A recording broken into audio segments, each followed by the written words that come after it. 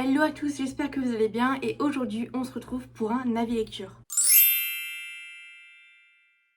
Je suis désolée que la luminosité ne soit pas ouf, mais malheureusement c'est la seule manière que j'ai trouvé de vous filmer la vidéo sans qu'il y ait trop de reflets dans mes lunettes, sinon c'est trop désagréable. Même pour moi au montage, ça m'énerve en fait de voir trop de reflets, mais le problème c'est que la ring light fait trop de reflets dans mes lunettes. Donc bref. Aujourd'hui je vais donc vous parler de 5 livres que j'ai lus pendant les 2 derniers mois. Alors ce mois-ci, le mois d'avril est un échec total, mais le mois de mai, pardon, est un échec total. Je n'ai lu qu'un seul livre. Ça a été assez compliqué pour moi de tout gérer. Le boulot, les vidéos, lire et tout. Donc il n'y a qu'une seule réelle lecture. Mais du coup c'est un petit condensé des lectures que j'ai fait en avril et en mai. En sachant que vous n'avez pas tous mes avis lecture parce que j'ai fait certains vlogs. Donc dans cette vidéo je vais vous parler de 5 livres. Donc c'est parti. On va commencer tout de suite par le livre que je n'ai pas en physique. Et tous les autres je les ai en physique pour une fois. Donc c'est Scottish Lemon de Gaël Bonacieux qui est disponible sur Amazon en auto-édition. J'ai reçu ce livre en service presse grâce à TikTok. D'ailleurs, je ne fais plus du tout TikTok, c'est affreux. Bref, j'en parlerai dans une autre vidéo. Et c'est une romance MM, j'allais dire, mais pas du tout. C'est une romance classique, même si dedans on a de la représentation parce qu'on a certains personnages qui sont bi, homo et tout, enfin bref. Mais en gros, c'est une romance qui se passe en Écosse. Et c'est vraiment ça, moi, qui m'a vraiment donné envie de lire le livre parce que j'adore l'Écosse. C'est vraiment un pays qui me fascine, je trouve, autant par ses paysages et tout. C'est vraiment un endroit où j'aimerais pouvoir aller visiter. Et on m'a dit romance et Écosse et j'ai foncé. Alors le style de Gaël au niveau de l'écriture, c'est vraiment un style très abordable. On comprend tout, il n'y a rien de compliqué. Souvent c'est ça dans la romance et moi ça m'a plu ce côté un peu très simple dans l'écriture mais sans pour autant être vu de tout le monde, entre guillemets, être vu et revu, parce que je trouve que Gaëlle a sa patte à elle quand elle écrit et il y a certaines tournures de phrases qui moi m'ont beaucoup plu, la manière qu'elle a de faire parler ses personnages et tout, j'ai adoré. La romance, c'est pas une romance qui va spécialement très vite mais elle ne va pas super doucement non plus. Et c'est une romance prof-élève. Alors il n'y a pas un age gap de ouf, il n'y a pas... c'est pas de l'interdit entre guillemets. Mais j'ai beaucoup aimé lire, c'est très décalé, très marrant. Elle fait des personnages qui sortent du lot et qui ne sont pas du tout pareils que d'habitude en fait. Moi j'ai beaucoup aimé le fait que les rôles ont un peu été inversés entre le féminin et le masculin. Parce qu'on a un personnage masculin très féminin et un personnage féminin très masculin. Alors j'ai beaucoup aimé le fait qu'on joue un peu, enfin on joue pas parce que dans la réalité ça peut vraiment arriver. Et j'ai adoré ce petit côté que j'ai oublié les prénoms. Je vous mettrai les prénoms ici, mais vous avez l'habitude que j'oublie les prénoms, ok c'est pas grave. Le fait que, entre guillemets, la féminité et la masculinité ne soient pas vues du tout pareil que dans certaines romances où c'est très, il faut un homme masculin, là c'est pas du tout le cas et moi j'ai adoré parce que j'ai un peu de mal avec ce truc de il faut un homme viril et tout.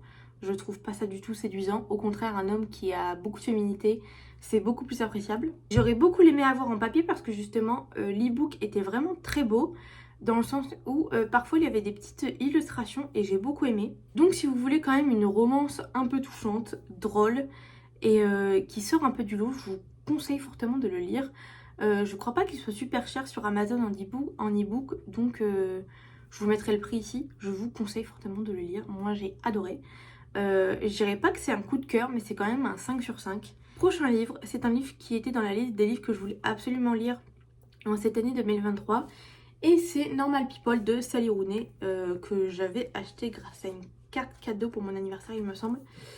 Et je dois dire que j'ai un peu été déçue par rapport à tous les éloges que j'avais entendu parler. Alors c'est vrai qu'en soi, c'est un roman très différent. Je l'ai trouvé un peu, j'ai envie de dire original en fait parce que parfois j'étais un peu perdue. On passe un peu de...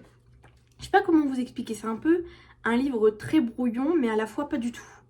Donc j'ai un avis assez mitigé dessus, je sais pas trop comment l'expliquer parce que c'est vrai qu'à la fin de ma lecture j'étais moi-même mitigée, je le suis toujours. Je pense que ce roman peut plaire à un grand nombre, Mais moi, c'est vrai que je ressors avec une sensation assez bizarre. Alors c'est une romance, mais c'est pas une romance. C'est deux adolescents qui se tournent un peu autour. Donc au début, on les suit au lycée, il me semble. Euh, Marianne est une fille qui est un peu détestée des autres et vit un peu de harcèlement. Et chez elle, ça se passe un peu de la même manière. Elle n'est pas du tout comprise par son entourage. Elle a un frère qui est un peu chiant. Et elle vit dans une famille aisée, alors que Connell, lui justement, vit avec sa mère depuis toujours, qui est célibataire. Ils n'ont jamais vraiment eu énormément d'argent et ils finissent par se côtoyer parce qu'en fait, la mère de Connell est la femme de ménage donc de la famille de Marianne. Et ce qui fait qu'ils sont amenés souvent à se voir et ils vont se mettre plus ou moins ensemble. Et va s'en écouler plein de choses. Et c'est un roman qui parle quand même de beaucoup de sujets assez importants à l'heure actuelle. Déjà de harcèlement, de la manière dont on peut voir sa vie et les études aussi, parce que c'est toujours quelque chose d'assez compliqué. Savoir où est-ce qu'on va aller, quitter sa famille pour les études, les conflits en famille en fait, de savoir si on coupe les ponts avec eux, qu'est-ce qui se passe. Le fait de quitter ses amis du lycée et de ne plus les revoir ou de justement les revoir et de repartir à zéro dans une autre ville, dans une autre classe, dans autre chose en fait. Et je trouve que sur ce point, ce livre décrit exactement la vie que c'est quand on change d'état, de ville, d'études en fait, et ce que c'est la vie après le lycée. Je sais pas, je pense que je l'ai pas lu assez rapidement. Vous savez très bien que moi je suis du genre à devoir lire le livre en 2-3 jours pour être dedans. Et le fait que je l'ai lu un peu haché a peut-être fait que ma lecture n'a pas été aussi bonne qu'elle aurait dû. Mais je pense honnêtement juste que c'est pas ça et que je ne suis pas dans la vibe de ce roman. Livre suivant qui n'est pas du tout le genre de livre que je vous propose en général. Mais c'est les 4 accords Toltec de Don Miguel Ruiz, donc chez Jouvence Poche. Et pour le coup, c'est c'est du développement personnel. C'est quelque chose que j'aime beaucoup lire et que je lis souvent dans mon coin. Et je vous en parle quand c'est le cas. Mais j'en lis pas 10 à l'année. Même si j'aimerais bien, mais j'avoue que je préfère lire des romans, quoi. Alors c'est un peu le b.a.-ba des livres de développement personnel. Et c'est un peu le livre que tout le monde a lu. Et moi jusqu'ici, je ne l'avais pas lu.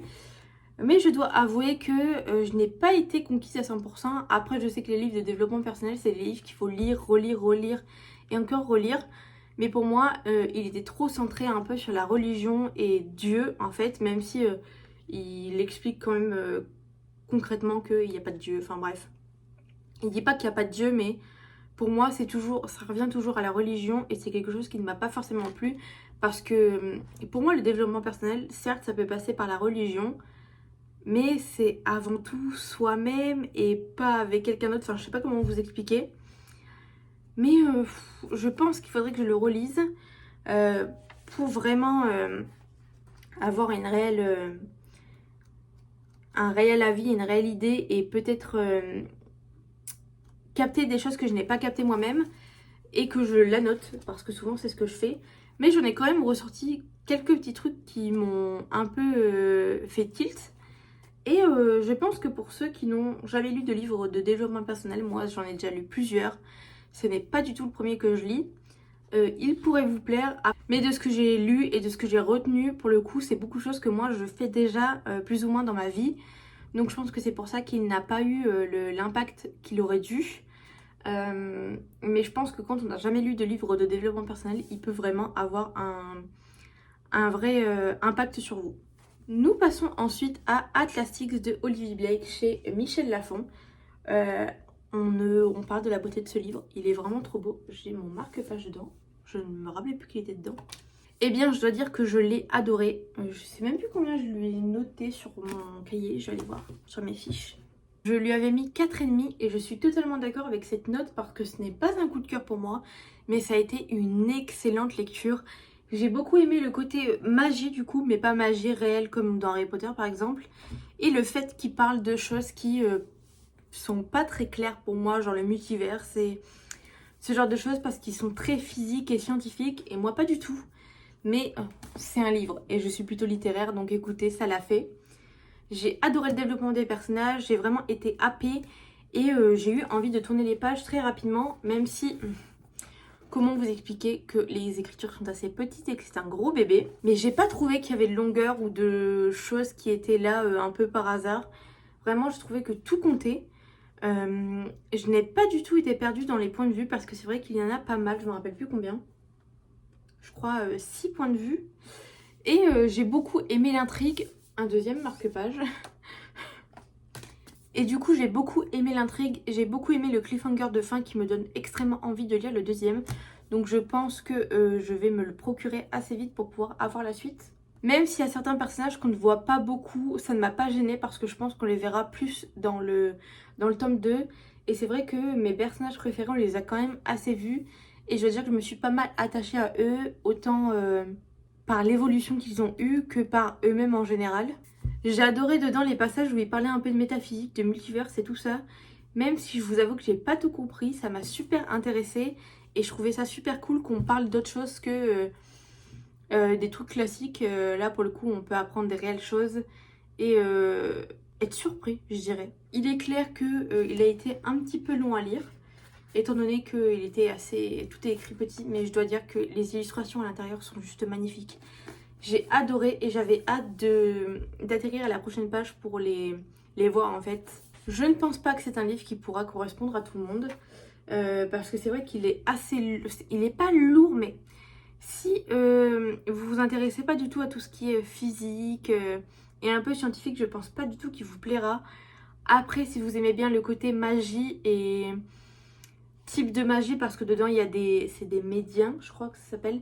Il y a les médiums qui sont réellement médiums, de parents médiums et tout.